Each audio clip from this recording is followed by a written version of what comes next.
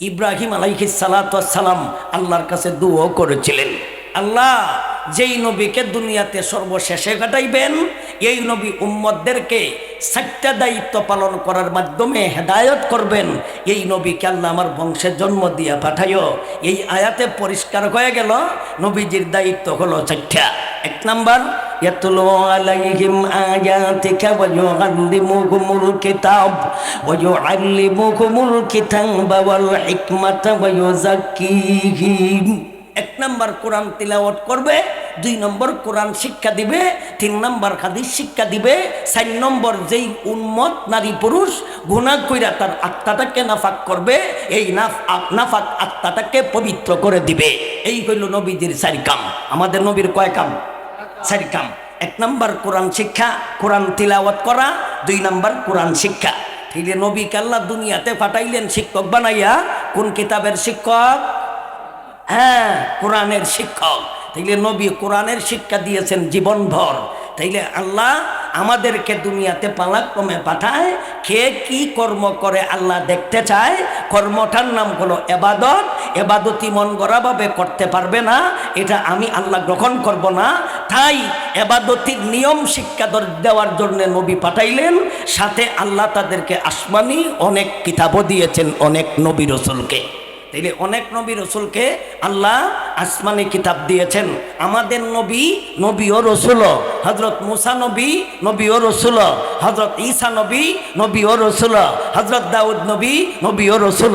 কিন্তু নবী আর রসুলের মধ্যে একটা পার্থক্য আছে, এটার দরকার নেই আপনারা এখন জানার।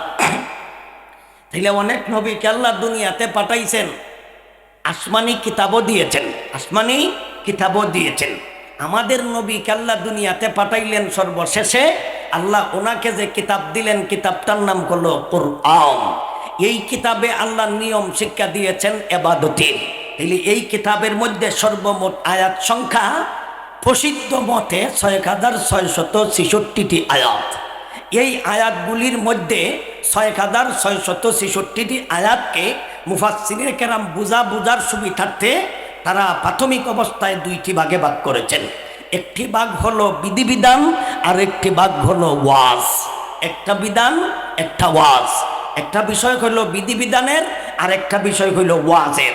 বিধিবিধানের আয়াত সংখ্যা হলো সর্বমোট 500, নুরুল আনওয়ার নামক কিতাবের ভূমিকায় পাওয়া যায়।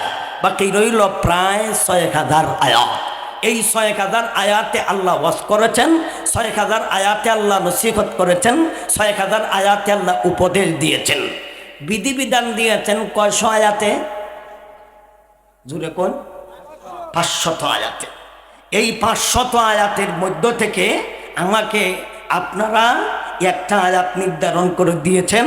আয়াতটা হলো সূরা আহজাবের 22 নম্বর পারা, সূরা আহজাবের 59 নং আয়াত।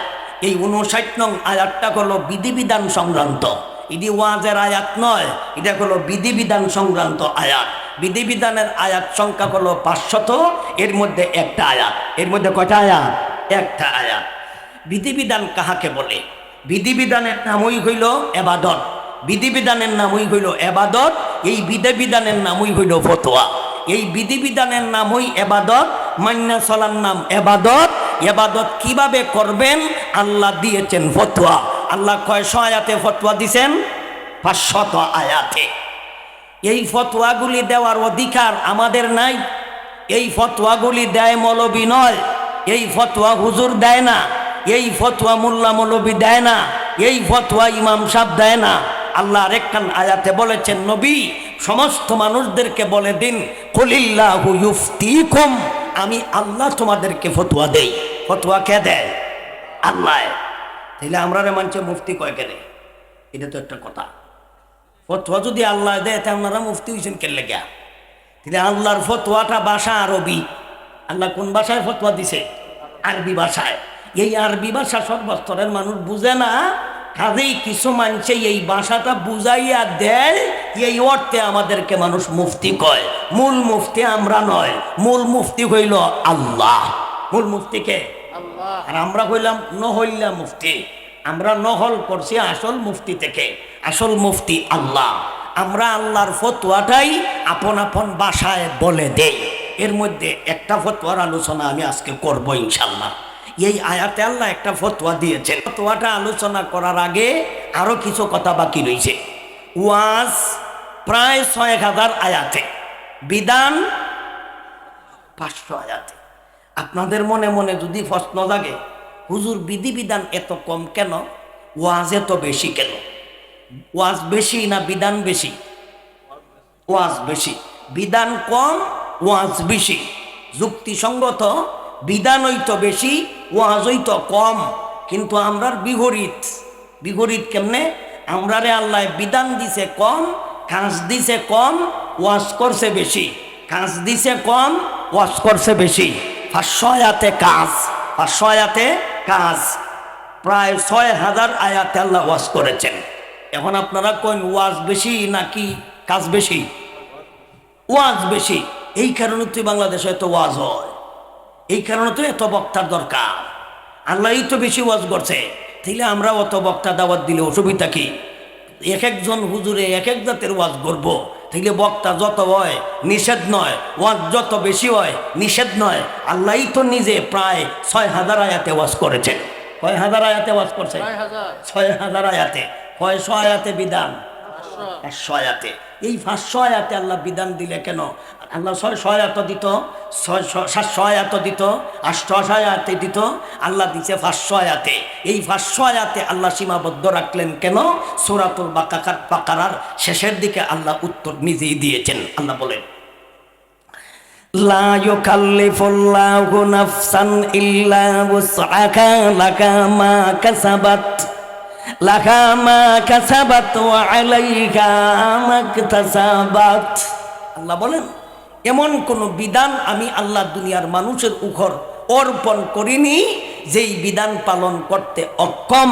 আমি আল্লাহ ওই সমস্ত বিধান ওই সমস্ত মানুষদের জন্য অর্পণ করেছি যেই বিধিবিধান পালন করতে মানুষ সক্ষম।